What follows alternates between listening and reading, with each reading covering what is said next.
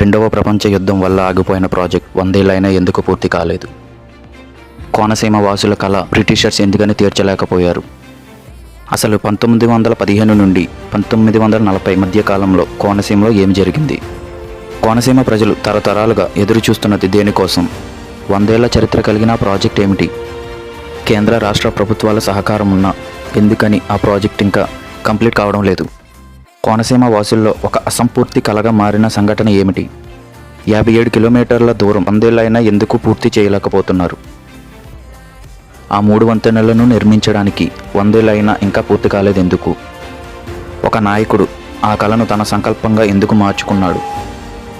కోటిపల్లి నుండి నరసాపురానికి railway line ఎందుకు ఆలస్యం అవుతుంది? కోనసీమ వాసుల ఆశ, రైతులు, యువత భవిష్యత్ ఎందుకు ఈ రైల్వే లైన్ మీద ఆధారపడి ఉన్నాయి? కోనసీమ రైల్వే లైన్ను ఎందుకు భారతదేశంలో అతి క్లిష్టమైన ప్రాజెక్టుగా చూస్తున్నారు? 2002లో జరిగిన ఆ సంఘటన ఏమిటి? ఇది ఒక రైల్వే ప్రాజెక్ట్ కథ కాదు, ఇది 100 ఏళ్ళుగా ఎదురుచూస్తున్న ఒక ప్రాంతం కథ. కోటిపల్లి నుండి నరసాపురానికి రైలు ఎప్పుడు వస్తుంది? కోనసీమ వాసుల కళ ఎప్పుడు నెరవేరుతుంది?